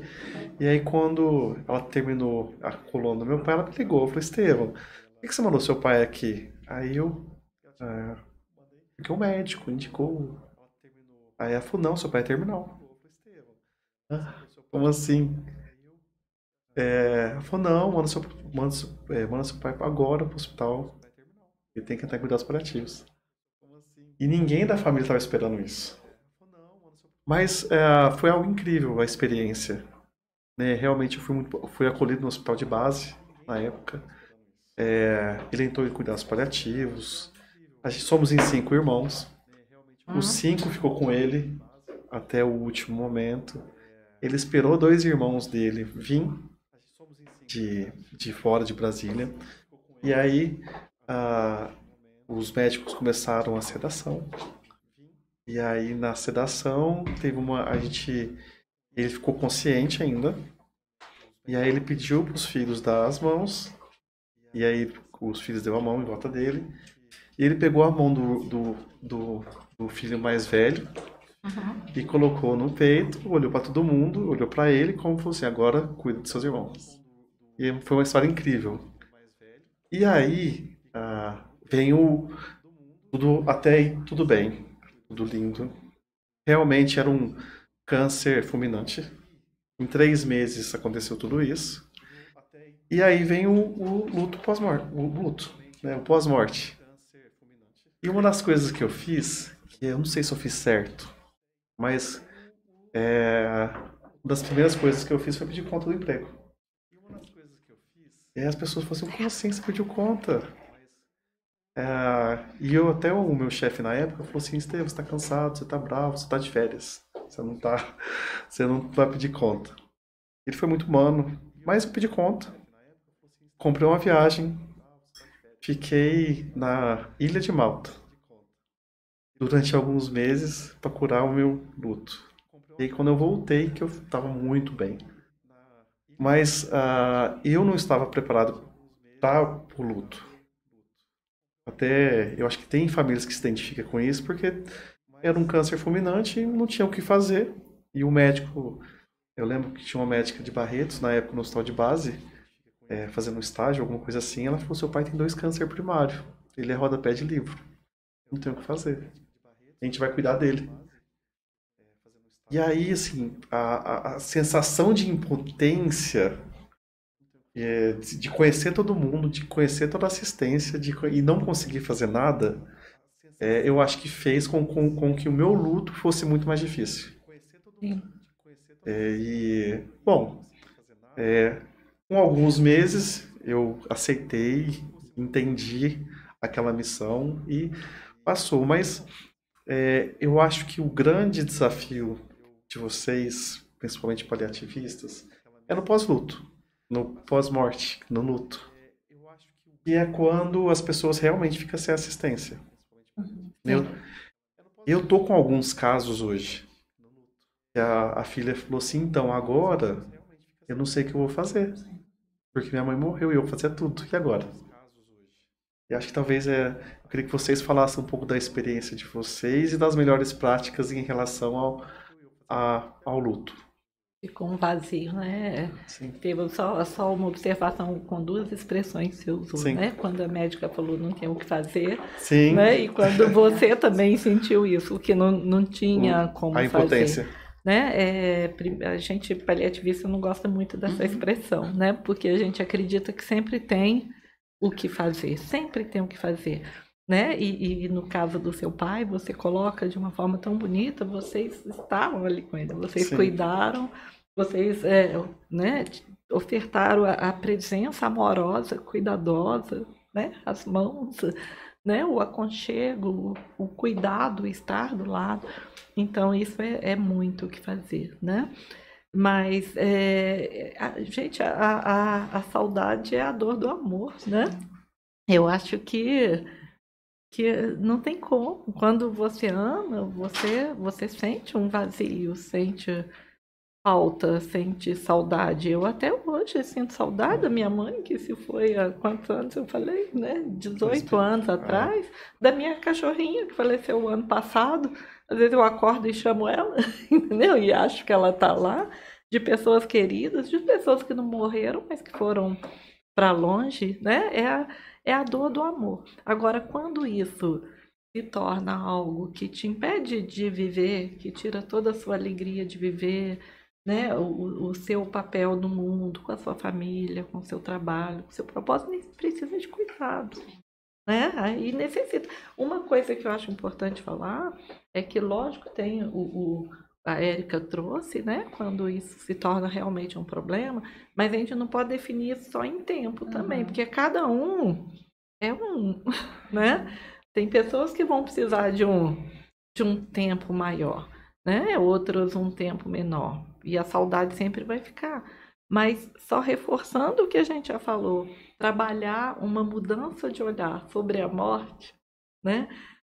Mudar um pouquinho essa forma que a gente vivencia a morte, não vai afastar a saudade, não vai tirar a perda, mas alivia um pouco esse sofrimento tão grande. Eu lembro da minha filhota quando minha mãe morreu, ela tinha 11 anos, e minha mãe morava com a gente.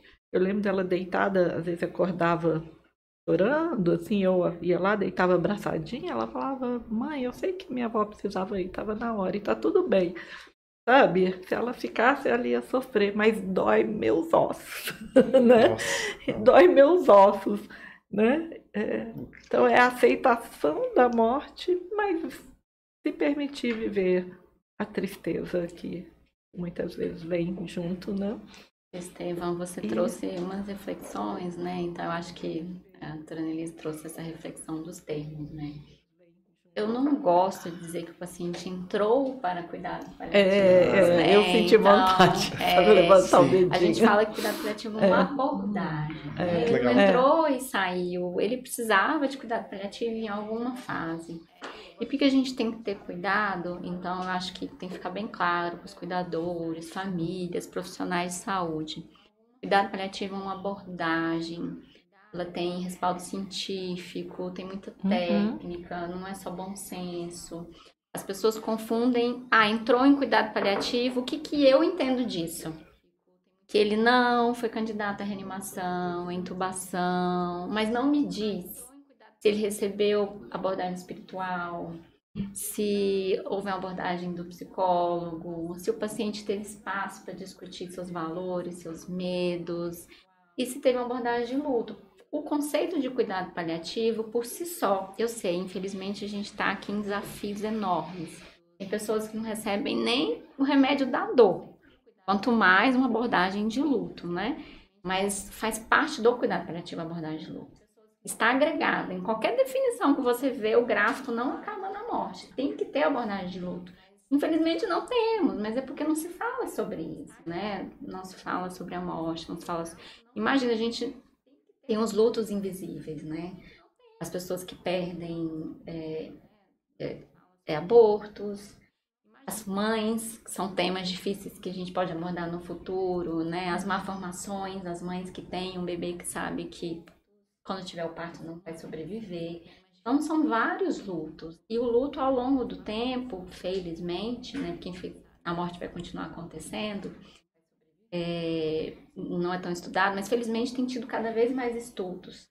Então, a gente consegue saber e entender o que cada um vive de certa forma. Então, tem aquelas teorias, né, da Kubler-Ross, das fases do luto, né? Então, que é esperado que quem passe por um luto possa sentir raiva, barganha, enfim, todos esses processos. Negação, não, porque, né? Só que a gente sabe hoje em dia que não é assim, agora eu estou aqui, agora eu tenho que aceitar, né? E quando a gente começa a cuidar das pessoas, né, só vivendo, ouvindo, estando presente, é que a gente vai conseguir cuidar. E o luto é totalmente diferente para cada pessoa. O sofrimento, para mim, é igual ao digital. Então, o luto vai ser igual ao digital para cada um, de um jeito. Tem gente que presenciar falecimento em casa pode ser uma honra. Para outra pessoa pode ser algo traumático, independente de ter tido todo bom cuidado. Então, e aí, hoje em dia, a gente já fala mais no luto dual. Momento que essa pessoa, de repente, pode estar meses e tem um dia muito difícil. que não quer levantar da cama, que não tá com vontade de trabalhar, que quer chorar, e outro dia que vem, né, tem um propósito de seguir em frente. Então é esperado, que mesmo depois de muito tempo, né, então são processos. Eu li até e recomendo para quem quiser ler, né, Uma Casa que não Pode Cair, um livro maravilhoso, a experiência de uma pessoa que conta, né, a sua experiência cuidando do pai e da mãe. Então ela traz, assim, é incrível cuidar o processo de luto, de que forma as pessoas podem ajudar, né? Então eu acho que é isso, falar sobre isso. Infelizmente aí você vem o luto, tem o sofrimento e a sociedade não está preparada. Se ele saiu de casa no dia seguinte, nossa, ele nem está vivendo o luto. Se ele chora, nossa, você vai chorar para sempre? Se ele não chora, né? Então tem é um absurdo você não chorar. É insensível, né? Não está se importando. Os rótulos. E eu acho que tem que não ter rótulo. Permitir que a pessoa viva da maneira que ela puder e ela ter espaço para falar, eu preciso de ajuda. Então existem grupos de apoio grátis, seja um próprio psicólogo, um amigo, encontrar espaço de falar sobre sofrimento sem respostas prontas. Ah, vai ficar tudo bem. Ah, descansou. E é isso que a Xanda falou, é importante. Né? Primeiro que o processo não é linear. A gente espera que a pessoa está mal e vai ficar cada vez um pouco melhor. Isso não existe na nossa vida, né? Tudo é um processo dinâmico. Mas essa questão do quando a gente quer, às vezes, consolar e chega com essas frases, e, gente, isso é terrível, sabe? Não, foi melhor, Deus quis assim, descansou, sabe? Não, a vida, olha, você tem tanta coisa boa, sabe? Porque você tá triste, né? Se pega no que é bom e vai viver. Lógico que isso tudo é bacana, faz parte do nosso processo de vida, mas não é isso que essa pessoa precisa nesse momento. A gente tem aí frases que não podem ser ditas durante o luto. Que não devem ser, né? Não devem, porque não ajuda, não é isso que essa pessoa nesse momento precisa. Se ela está sofrendo, ela precisa de alguém que acolha, que ajuda, ou de uma ajuda profissional, de um psicólogo ou de um psiquiatra, né? Aí cada caso individualizado, ou de escuta mesmo, de alguém que escute, né? Que fique do lado. E que fale a verdade, eu não sei o que dizer. Eu não sei o que você está sentindo, não sei. Ah, eu sei como você está se sentindo. Não sabe. Não, só porque eu também perdi, né? Mas a perda de um não é igual do outro, não. Isso é importante, né? A perda, porque o luto é a reação à perda, e cada um reage de uma forma, né? Luto é isso, é a reação a uma perda. E aí pode ser a perda de um bebê, pode ser a perda de um emprego, pode ser... E você falou uma coisa super interessante, porque foi tudo muito rápido com seu pai, né? Sim.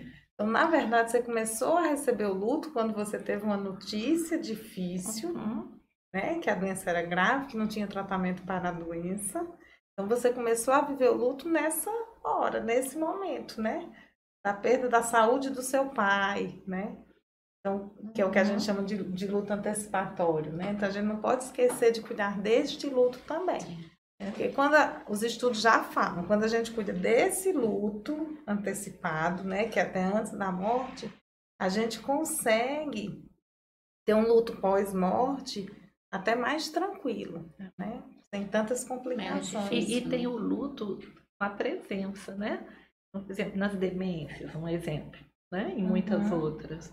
E às vezes a pessoa vive anos, mas a filha não tem mais aquela... mãe, o esposo, a esposa, a pessoa está presente, né? O corpo está ali, a pessoa está ali, mas não é mais ela. Às vezes não tem nenhum reconhecimento mais. E é um luto com a pessoa viva, né? E a gente só vê quando, eu me lembro recentemente de uma paciente, assim, que se a gente for falar dentro do esperado, perfeito, desejado, diretivas, o paciente faleceu do jeito que ele queria, ouvindo a música que ele queria, despediu, foi tudo em casa, né? Então tinha tudo pra, né? E aí veio, depois que ele faleceu, a gente teve a consulta de luto com a esposa, né? E ela falando assim, doutora, tava indo tudo bem. Aí eu comecei a sua prática, fui preencher aí vem aqueles 1000 documentos, nada consta em vários lugares, e aí ela trouxe uma coisa que eu nunca parei pra pensar, né? Ela preenchendo um documento, né? Aí é nome, aí qual é a segunda pergunta? Estado civil. Ela teve que escrever viúva. Ela, doutora, pelo amor de Deus, tem que ser a última pergunta do questionário. Aí ela desabou, teve que ir embora. São coisas simples, né? Assim, para quem não tá, mas só aquela pessoa que percebe o quanto que escrever viúva é concretizar, né? Aquele momento, assim, trouxe o sofrimento. Foi um gatilho, né? É, Porque assim. ali ela se deu conta, lógico que ela sabia, se deu conta. Agora, eu volto a falar, porque eu acho que isso é muito importante, a questão cultural, né? Da gente crescer esse diálogo, essa conversa, né? Sim. Sobre a morte. Eu tive agora, em novembro, no Dia dos Mortos, em Finados, no México, né? Eu passei o Dia de los Muertos lá, passei 15 dias num trabalho mais com uma comunidade nativa e depois lá.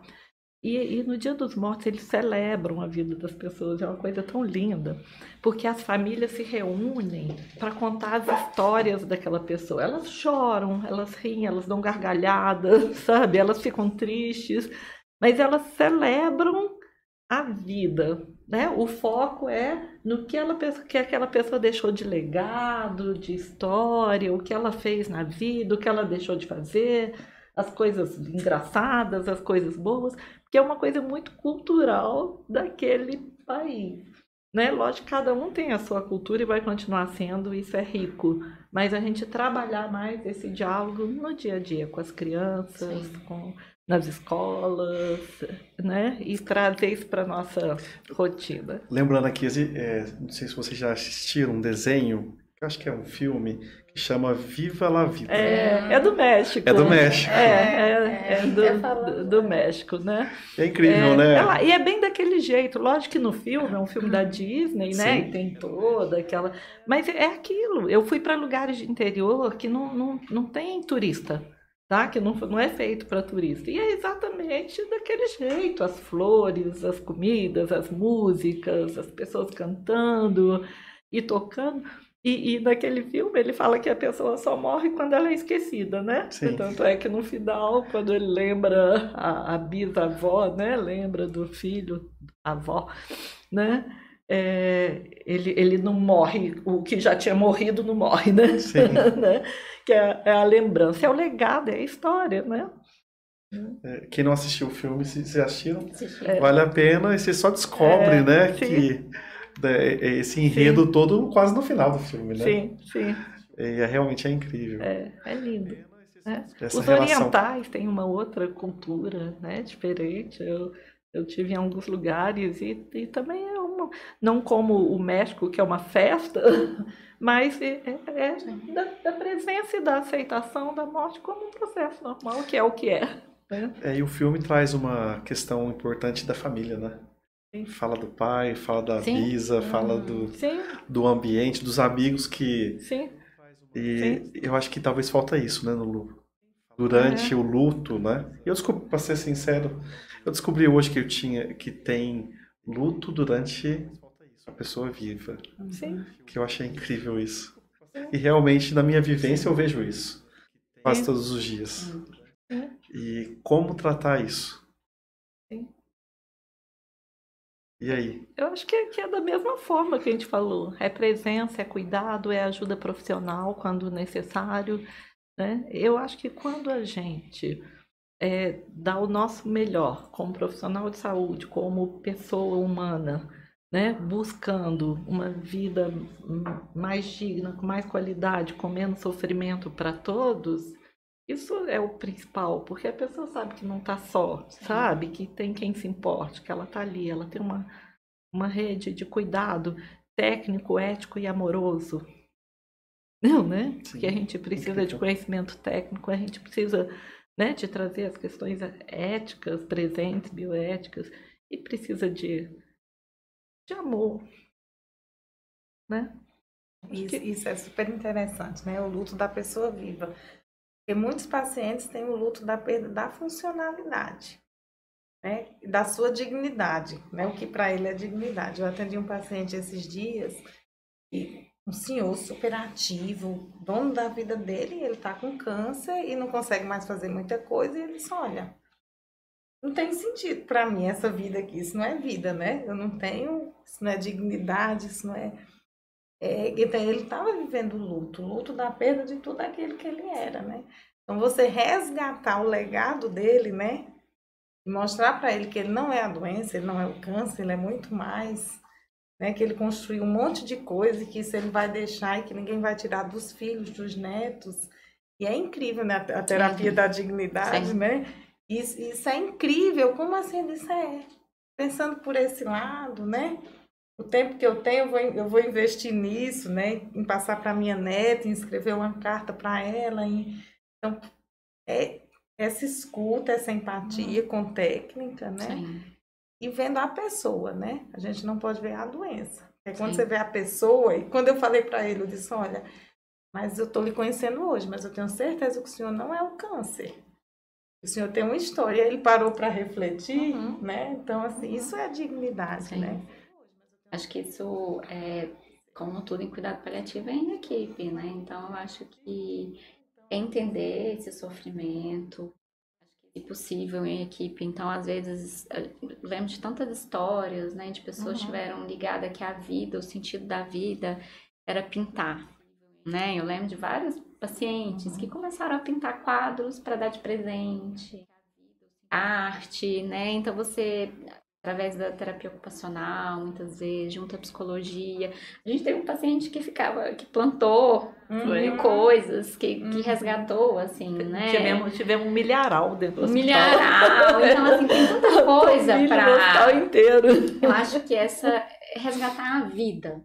E para as famílias, assim, quando a gente cuida muito em casa, aí você chega para ver um paciente e tá lá, e aí parece um velório, né? E o paciente está sem dor, às vezes há um silêncio, o paciente gosta de música. Às vezes é bom chamar a família, né? Primeiro entender o que o paciente gostaria, se ele estava querendo, quer ouvir um rock, um samba, quer silêncio, quer uma massagem no pé, não quer uma massagem no pé, ouvir como o paciente quer ser cuidado. E é muito comum as pessoas falarem, doutora, eu fico sozinho, porque todo mundo que vem me ver começa a chorar. Ou começa a me dar receitas milagrosas, e aí eu me isolo. Mas se viesse aqui para me contar uma piada, para ouvir uma música, seria maravilhoso. Porque eu não sou uma doença, eu sou uma pessoa, eu tô viva ainda. E aí, às vezes, é hora de falar, olha, não vela essa pessoa em vida, vamos trazer vida. Tudo que ele gosta, tudo que ele quer, né? E quando passa, eu já ouvi várias vezes das famílias, doutora, eu nunca me esqueci, fez muita diferença aquele dia na sala. E você falou, não faça um velório em vida. E eles agradecem, porque tudo só faz sentido depois, né? Então, eu acho que é todo esse trabalho em conjunto, em equipe, porque... né? Eu acho que quando você reconhece esse potencial e esse valor da pessoa, e isso é cura. Né? A Xanda falando, me vem um monte de histórias aqui na cabeça. Tem uma que eu adoro contar, e já contei outras vezes, de um paciente que tinha uma neoplasia de cabeça e pescoço, que era uma pessoa em situação de rua, que não tinha casa, não tinha contato com a família desde novinho, e fez uma lesão que cresceu, né? Então ele não se alimentava mais, foi feita uma gastrostomia, que foi feita tardiamente, então ela não cicatrizou, não tinha como utilizar, porque tinha refluxo, queimava, e ele já há algum tempo não comia. E ele não tinha documento quando chegou no hospital, não era um cidadão, né? E aí o serviço social correu atrás de tudo, fez carteira de identidade, CPF, tudo que tinha, ele mostrava aquilo para todo mundo, que ele passou a existir, né? Ele falou, a próxima vai ser carteira de motorista. Ele não conseguiu a carteira de motorista, mas todos os outros.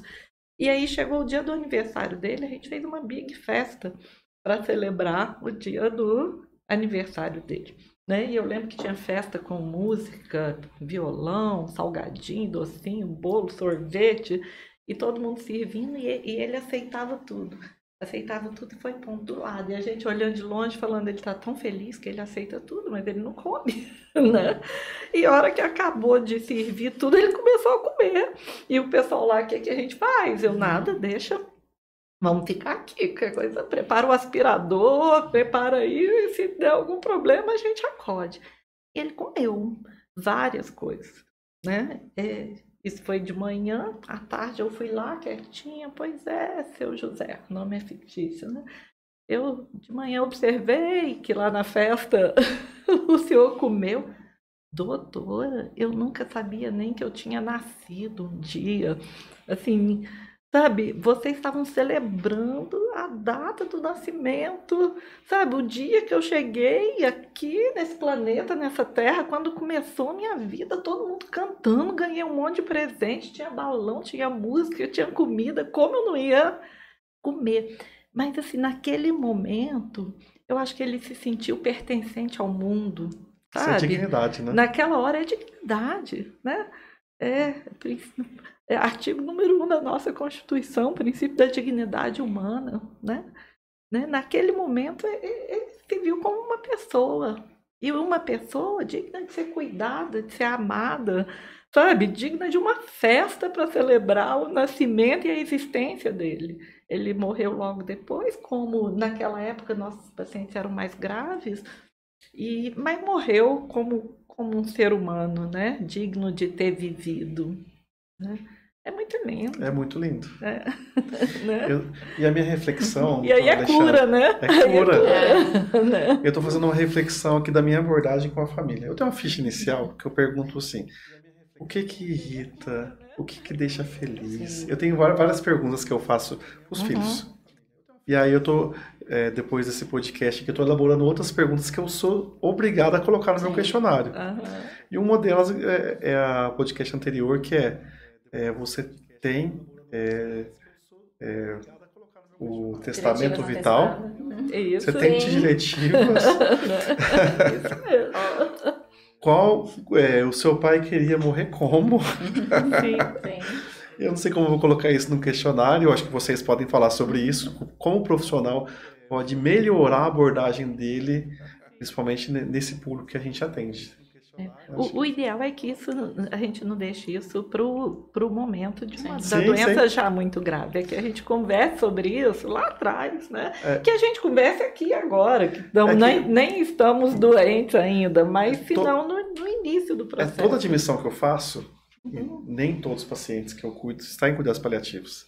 Eu faço essas perguntas, mas eu acho que o profissional, né, que cuida, ele tem que colocar o médico no prontuário dele algumas perguntas novas ali, que foge do comum, né, da nossa formação.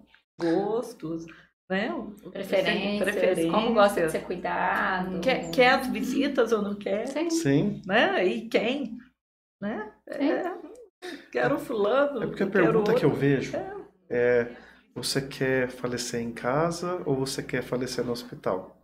E o principal, principalmente depois desse podcast tão rico, eu tenho um monte de perguntas que eu faria.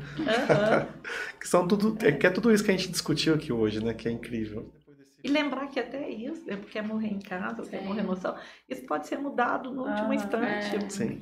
Não faz diferença. Eu acho que você entra num outro ponto importante para o paliativista, né? Que você quer fazer na sua cabeça um protocolo de como admitir, e aí não tem protocolo. Porque vai ter aquela família que já tem muito claro, que fala sobre isso, e vai ter uma família que você fazer uma pergunta pode ser um pouco invasivo, de ofensa, invasivo, né? Pode ser demais. Então, tem que ser um processo. Conhecer. É o que a gente fala do cuidados paliativos, né? Que a gente estuda muito, existem muitos protocolos que são necessários, mas o que guia a utilização dos protocolos são os princípios. Né? E aí o princípio da dignidade humana, por exemplo. Uma abordagem baseada em princípios. Sim, os protocolos são necessários, né? A gente estuda para isso, as pessoas estudam, são ferramentas que nos auxiliam. Mas tem algo que vem antes dele. Ok. Vamos às últimas perguntas? Nosso tempo acabou. Sim. Eu vou deixar a doutora Alexandra fazer as considerações e talvez uma última pergunta. Eu acho que foram tantas conversas, tantas lembranças. Eu acho que tem muito assunto, né, pra gente falar, amadurecer, como sociedade, como profissional de saúde, como cuidador familiar, contratado, né? Eu queria terminar esse momento especial, assim, a gente com essas conversas. Eu queria que cada um, assim, desse conselhos. Então, eu recomendo para a doutora Annelise. Eu vou pedir para ela falar um conselho para as famílias que estão passando por um momento difícil, que tem alguém que tem uma doença grave. E a Érica, um conselho para os jovens médicos, né? Como cuidar dessas pessoas, né? Eu acho que o que é para um é para o outro também, de Sim. alguma forma, né? Porque não chamaria nem de conselho, mas assim, acho que são demandas que vêm do interno, que é para nós, seres humanos, né? Eu acho que viver cada momento, cada instante, da forma mais plena possível, pensando na família, no paciente, a riqueza do instante, que às vezes é aqui agora, eu olhando nos seus olhos, você no meu, sabe? A gente dando as mãos, fazendo um carinho, fazendo um chá que a pessoa gosta, né? Tem uma frase que eu não sei se é do Rubem Alves, que ele fala que o único momento de beleza e de amor fazem valer a vida toda. E às vezes é aquele momento, né? E é estar pleno nele, né? E continuar sonhando. Eu acho que a gente tem que sonhar na nossa história com aquela pessoa, com a gente mesmo, como se aquilo fosse durar muito, mas viver o hoje, o aqui e o agora, né? E eu acho que quando a gente bota o amor como a mola mestra, aquilo que guia, a gente vai falhar, a gente vai errar, a gente é humano, isso faz parte, né? Mas quando o amor é o que nos guia e a gente busca suporte para isso, tá tudo certo. Errar, inclusive, está Tá certo. certo. E só para finalizar, assim, a necessidade do autocuidado, né? Eu acho que tem hora que a gente tem que parar, respirar e ver que temos as nossas necessidades. A gente está cuidando de alguém e a gente se doa inteiro, e isso é lindo. O ser humano é bom, ele quer cuidar, ele quer ajudar, ele quer, né? Ele quer estar junto. Mas também o autocuidado é importante, né? Para não adoecer junto e estar mais pleno, mais inteiro e ajudar na construção desse processo da forma mais leve possível, né? É isso, né? Eu acho que o que eu deixaria aqui, talvez de sugestão para a vida, né? Eu não sei se conselho mas é que a gente nunca esqueça a essência do cuidar, né? Cuidar independente de curar, cuidar independente da doença, cuidar independente do estágio, cuidar independente da minha área, né? Eu sou radiologista lá, não sei o quê, eu sou enfermeiro gestor, Você cuida de alguém, direta ou indiretamente. Então, nunca esqueça que existe um ser humano ali e que você é um ser humano também, né? Então, cuidar é da nossa essência, da essência do profissional de saúde. E cuidar com amor e técnica, né? Então, estudar, se aprofundar. Quando a gente fala de cuidado paliativo desde 2022, que tem uma portaria do Ministério da Educação, né, que orienta que esteja nas graduações dos profissionais de saúde, né? Os temas transversais. Eu não preciso ser paliativista para abordar cuidado paliativo, então a gente precisa ter esse conhecimento, né? Eu acho que é amor e técnica, né? Esse equilíbrio que faz a diferença na vida das pessoas que a gente cuida. E como diz, acho que Madre Teresa, às vezes a gente não pode fazer uma coisa grande, porque a gente quer mudar tudo, quer transformar, quer tirar a dor totalmente, sofrimento, eu falo de dor de uma forma ampla, né? Mas a gente pode fazer pequenas coisas com um grande amor, né? E aí isso faz a diferença. Eu acho que se cada um de nós, né, pessoa humana, não desistir dessa luta por mais dignidade da pessoa, sabe? A gente, com as nossas pequenas ações, com conhecimento, com técnica, como diz Jung, mas também reconhecendo aquele ser como uma outra alma, um outro ser vivo, sabe? A gente consegue juntos transformar, né? E criar passo a passo um mundo melhor, eu acredito nisso, com menos dor e sofrimento desnecessário, né? O sofrimento é inerente à existência humana. Mas com menos sofrimento que pode deixar de existir. É isso, incrível. Só para finalizar, eu queria deixar um testemunho desse Talk Care que foi incrível, que desde quando eu encontrei com vocês três lá na rua, os olhos de vocês estão brilhando e continuam brilhando sobre esse assunto. E é difícil ver profissionais da área da saúde com tanto amor à profissão que é cuidados paliativos. Então, foi um grande aprendizado. Muito obrigado por essa experiência incrível que a gente teve aqui hoje. E vocês já são nossas convidadas aí para outros podcasts. E é isso. Obrigada, meninas. Obrigada.